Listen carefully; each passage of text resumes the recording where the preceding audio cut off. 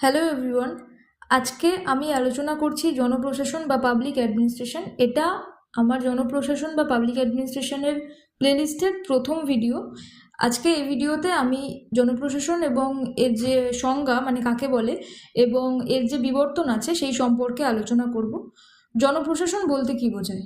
যদি আমাদের বাস্তব উদাহরণ দেওয়া যায় তাহলে আমরা সবাই স্কুলে গেছি, আমরা সবাই কলেজে গেছি, আমরা সবাই ইউনিভার্সিটিতে গেছি, আমরা সবাই রেস্টুরেন্টে গেছি, আমরা ডাক্তারখানায় গিয়েছি। প্রত্যেকটি জায়গায় আলাদা আলাদা প্রশাসনের অস্তিত্ব আমরা লক্ষ্য করি। কিভাবে সেই আলাদা আলাদা প্রশাসনের অস্তিত্ব লক্ষ্য করি? ধরো স্কুলে গেছি, আমাদের স্কুলে আমাদের যে স্কলারশিপ সংক্রান্ত কাজ হয়, আমাদের যে অ্যাডমিশন সংক্রান্ত কাজ হয়, এগুলো কিন্তু আমাদের স্কুলের টিচাররা করেন না। ওদের কাজ শুধুমাত্র পড়ানো। কিন্তু বাকি যে বিষয়গুলো, অ্যাডমিশন সংক্রান্ত বিষয়, কোনো স্কলারশিপ সংক্রান্ত বিষয়, সেটা কলেজের ক্ষেত্রেও তাই, ইউনিভার্সিটির ক্ষেত্রেও তাই। প্রত্যেকটি যে এই যে বিষয়, এই যে নীতি নির্ধারণ করার জন্য, এই যে বিষয়গুলো পরিচালনা করার জন্য, সেইগুলো জনপ্রশাসন করে থাকে। প্রত্যেকটি জায়গার প্রশাসনিক কাঠামো আলাদা আলাদা আছে। স্কুলের ক্ষেত্রেও আলাদা, কলেজের ক্ষেত্রেও আলাদা, ইউনিভার্সিটির ক্ষেত্রেও আলাদা। তেমন যদি কোনো জায়গায় মানে ডাক্তার দেখাতে যাই, তাহলে ডাক্তার আমাকে যেটা প্রেসক্রাইব করে দেয় সেটা কিন্তু ডাক্তার নিজে আমাকে ওষুধটা দেয় না। অন্য জায়গায় যায়, অন্য জায়গায় রিসেপশনিস্ট আছে, সেখানে হচ্ছে আবার প্রসেসিং হয়ে হয়ে হয়ে হয়ে অনেক হাত ফেরা হয়ে হচ্ছে আমি সেই জায়গার কাজটা করতে পারি। যদি আরও অন্য জায়গায় পুলিশ স্টেশনে যাই, সেখানেও একটা আলাদা প্রশাসন আছে। প্রত্যেকটি জায়গার পরিচালনা করার জন্য পিছনের যে হাতটা আছে, সোজা বাংলায় বলতে গেলে, সেইটাকে হচ্ছে জনপ্রশাসন বলে। এবার জনপ্রশাসন, এই যে জন মানে হচ্ছে সরকারি, এবং প্রশাসন মানে হচ্ছে প্রত্যেকটি জায়গাকে একটা স্ট্রাকচারালভাবে, একটা সুশৃঙ্খলভাবে পরিচালনা করার জন্য যে যে প্রতিষ্ঠান ইনভিজিবলভাবে আছে, কোনো জায়গায় ইনভিজিবল, কোনো জায়গায় ভিজিবল ভাবে আছে, সেই সমস্ত প্রতিষ্ঠানগুলোকেই হচ্ছে প্রশাসন বলে। তাহলে প্রশাসনের কাজ কি? প্রশাসনের কাজ হচ্ছে পিছনে থেকে পুরো জিনিসগুলোকে হচ্ছে কি বলবো, পুরো জিনিসগুলোকে সমাধান করা। ঠিক আছে, জনপ্রশাসন তাহলে কাকে বলে? জনপ্রশাসন হলো সরকারে গৃহীত নীতি, আইন এবং সিদ্ধান্ত সমূহকে বাস্তবে রূপ দেওয়ার একটি সুশৃঙ্খল প্রশাসনিক প্রক্রিয়া, এবং এটি সরকারি লক্ষ্যসমূহ অর্জন এবং জনকল্যাণ নিশ্চিত করার জন্য একটি কাঠামোগত ব্যবস্থা হিসেবে কাজ করে।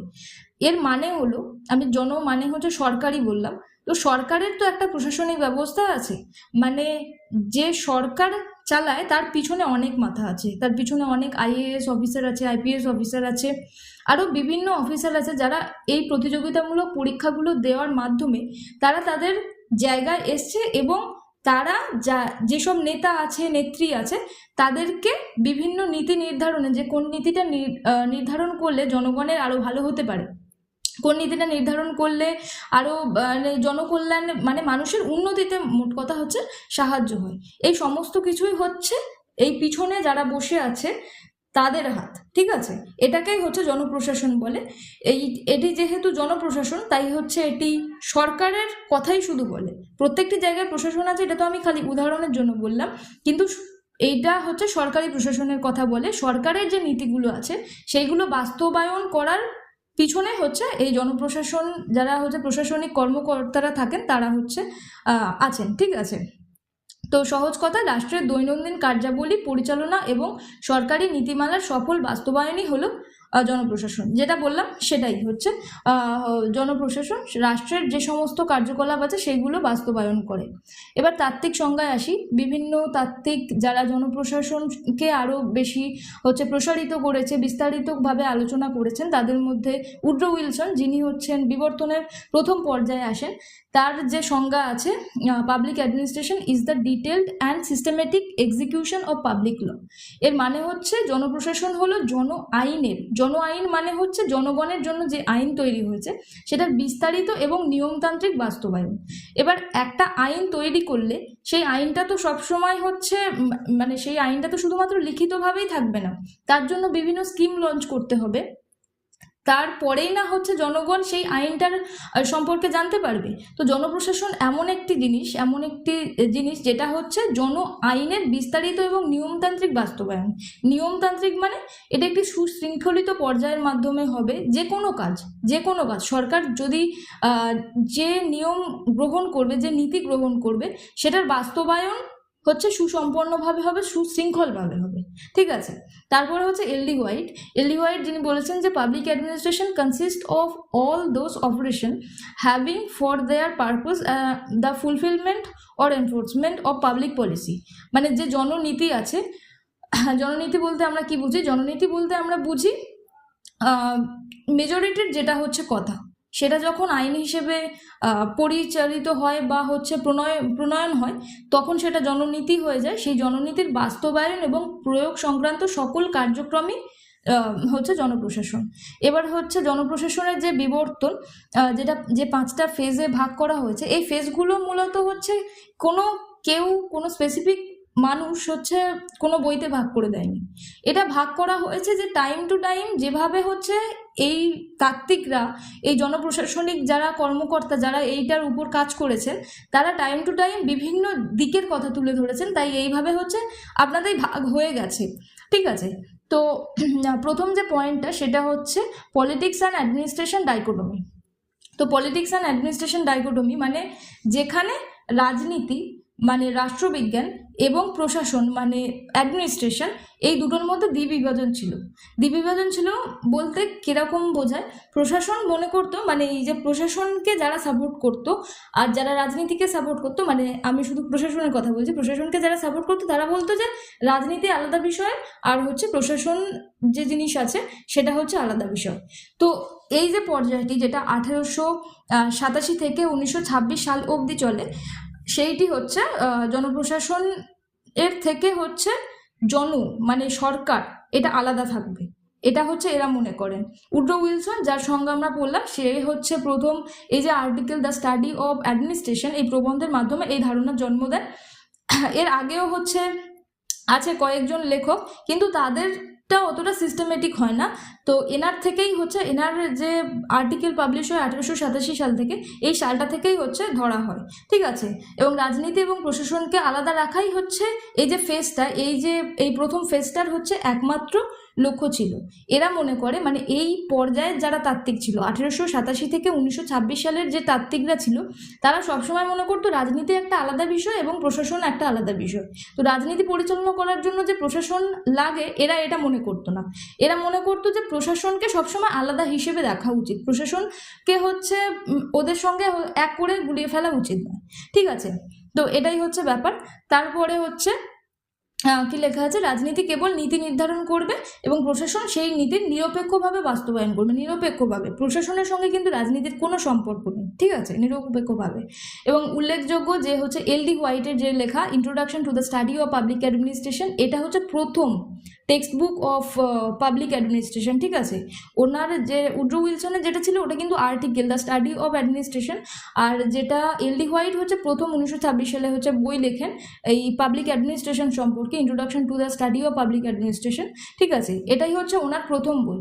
তো এইটুকু ফেজ অবধি হচ্ছে কিরকম যায়, রাজনীতি এবং প্রশাসন যে দ্বিবিভাজিত, দুটো আলাদা জিনিস, সেই হিসেবে হচ্ছে এটা মানে পরিগণিত হয়, সবাই এটাই ভাবে, আর এই টাইমে তাত্ত্বিকরাই এটা ভাবে। তারপরের যে ফেজটা আছে, সেকেন্ড ফেজ, সেটা হচ্ছে প্রিন্সিপালস অফ অ্যাডমিনিস্ট্রেশন। এখানে এই যে প্রশাসনের যে ইউনিভার্সাল কতগুলো নীতি আছে বা সার্বজনীন কতগুলো নীতি আছে, সেই সমস্ত কিছু নিয়ে হচ্ছে তুলে ধরে। এই সময়ে তাত্ত্বিকরা খালি হচ্ছে একটা প্রশাসনের ভিতরে যে সমস্ত নীতি সেগুলো সার্বজন গ্রাহ্য হবে কি না, সেগুলো হচ্ছে সব জায়গায় অনুসরণ করা যায় কি না, মানে সব দেশের কথা বলছি আর কি, সব দেশে একই নীতি খালি এরা হচ্ছে চাপিয়ে দিতে চাইছিল। তার মধ্যে প্রথম হচ্ছে যিনি ছিলেন, এখানে আমি কি লিখেছি না বোধহয় লিখিনি, প্রথম হচ্ছে ওই উইলোভির যে প্রিন্সিপাল অফ অ্যাডমিনিস্ট্রেশন, ওনার যে বইটার নাম, সেটা 1927 সালে হচ্ছে প্রকাশিত হয়। এবং এই পর্যায়ে আরও তাত্ত্বিক হচ্ছে লুথার গালিক, লিন্ডন হরউইক, ওনাদের যে কনসেপ্ট পোস্টকর্ড হচ্ছে ওনারা দিয়েছিলেন, পোস্টকর্ডের হচ্ছে আলাদা আলাদা মানে আছে, প্রত্যেকটি শব্দের আলাদা আলাদা মানে। প্ল্যানিং মানে প্রত্যেকটা জায়গায় প্ল্যান করতে হবে, organising, staffing, directing, coordinating, reporting, budgeting, এই এই যে জিনিসগুলো, এই যে পোস্টকার্ড যেটা দিয়েছিলেন সেটা হচ্ছে সব জায়গায় মানে সব জায়গায় এই জিনিসটাকে ফলো করা হবে আর কি। এই সূত্রটি এরা দুজন মিলে প্রদান করেন।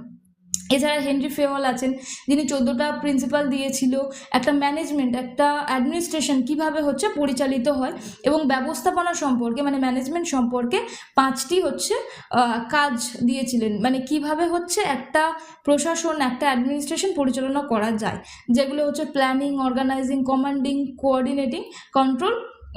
এই 5টা। প্ল্যানিং মানে হচ্ছে প্ল্যান করা, কোনো নীতি নির্ধারণের আগে তো প্ল্যান করা লাগবে যে হচ্ছে সেই নীতিটা কতটা গ্রহণযোগ্য, কতটা ঠিক, কতটা ভুল। অর্গানাইজিং মানে তার জন্য যে সমস্ত জিনিসগুলো লাগবে সেইগুলো ভালোভাবে অর্গানাইজ করা। কমান্ডিং, সেই নীতিটা নির্ধারণের জন্য বা সেই নীতিটা প্রণয়নের জন্য আমাকে নির্দেশ দিতে হবে যে যাকে যে কাজ করতে হবে, ঠিক আছে। এইভাবে হচ্ছে কমান্ডিং করবে। কোঅর্ডিনেটিং, সবার মধ্যে যদি না কোঅর্ডিনেশন থাকে, মানে একটা প্রশাসনের মধ্যে সবাই যদি না সেই নীতিটা নিয়ে, সেই স্কিমটা নিয়ে যদি একমত না হয় তাহলে কোঅর্ডিনেশন মানে আমাদের মধ্যে একতা থাকবে না, কোঅর্ডিনেশন থাকবে না। অ্যান্ড কন্ট্রোল তো থাকতেই হবে। যদি না হয় তাহলে হচ্ছে আমরা একে অপরের সঙ্গে মানে সবাই নিজেকে হচ্ছে যে যার মতো ভাবতে থাকবে, এখানে ব্যক্তিগত স্বার্থ চলে আসবে, তাই কন্ট্রোলটাও হচ্ছে ইম্পর্টেন্ট। তো এইখানে এই যে সেকেন্ড ফেজটা, এখানে সবাই শুধু হচ্ছে প্রিন্সিপালের কথাই বলে, যে প্রিন্সিপাল হচ্ছে ওই ডেভিড স্টোনের মতো আর কি। ডেভিড স্টোন যে হচ্ছে ওই একটা নীতি বানাবে, সেই নীতিটা সব দেশের জন্য অ্যাপ্লিকেবল, এটা হচ্ছে বলবে। এরা হচ্ছে এটাই মনে করতো। তো তারপরে যে থার্ড ফেজে যাই, এরা অফ চ্যালেঞ্জ, মানে চ্যালেঞ্জের যুগ, যেটা 1938 থেকে 1950।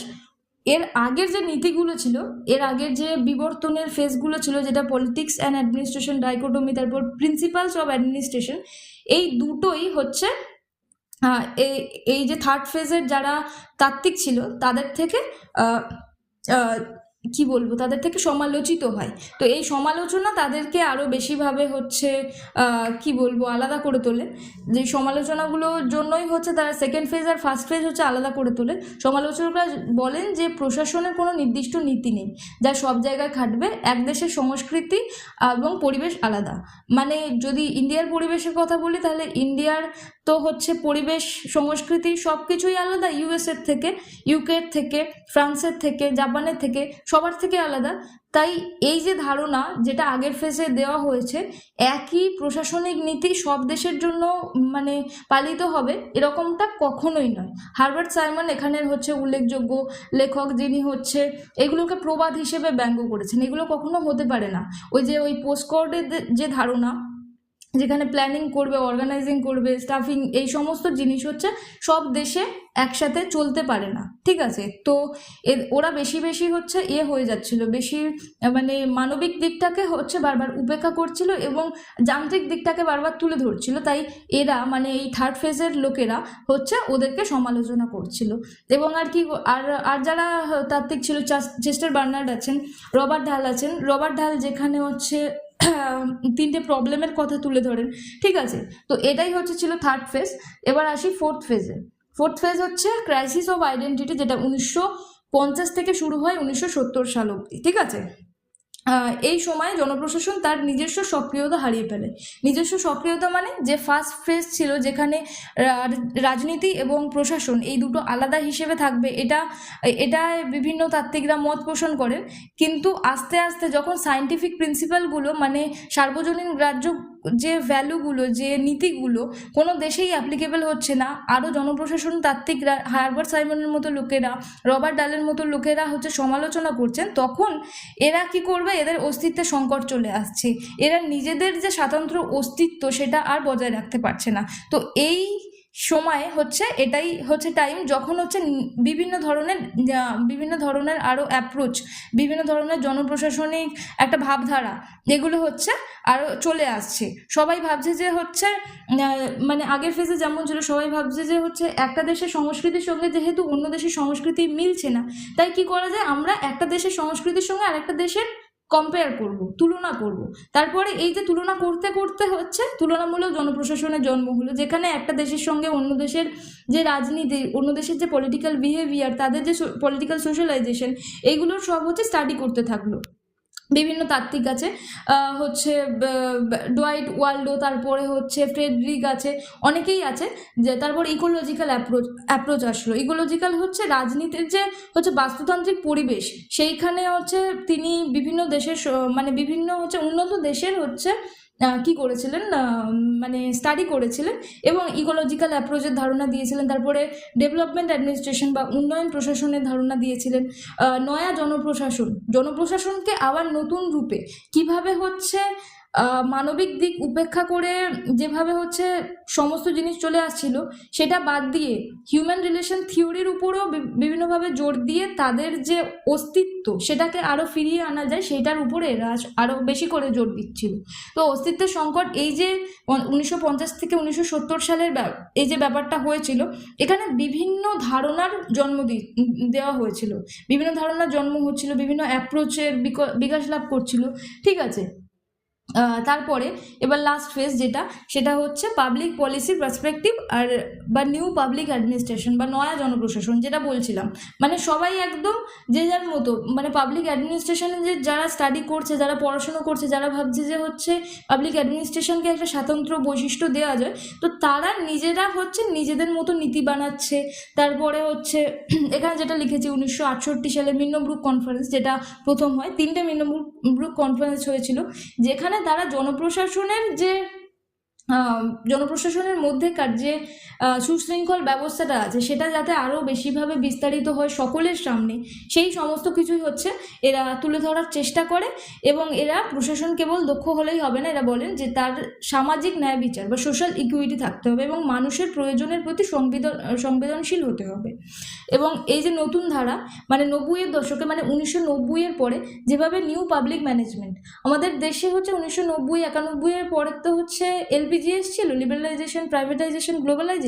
তো নিউ পাবলিক মানে হচ্ছে নয়া, পাবলিক মানে হচ্ছে সরকারি, আর ম্যানেজমেন্ট মানে হচ্ছে প্রাইভেট। সরকারের সঙ্গে হচ্ছে প্রাইভেটের যে একটা মানে পার্টনারশিপ থাকবে, একটা যৌথ কাজ তারা হচ্ছে পাবলিক এবং প্রাইভেট এই দুজন মিলে করবে, যেটা আমরা এখন দেখতে পাচ্ছি। এই যে নতুন ধারা এখনও আমাদের মধ্যে চলছে, এবং এই যে নতুন ধারার ফলে হচ্ছে আমাদের সব জিনিস আস্তে আস্তে প্রাইভেটাইজেশন হয়ে যাচ্ছে।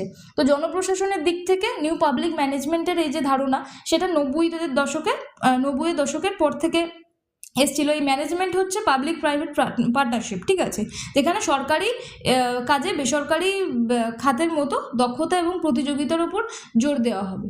তো এই ছিল হচ্ছে 5টা ফেজের জনপ্রশাসনের বিবর্তন। আশা করি ভিডিওটা ভালো লাগবে। Thank you.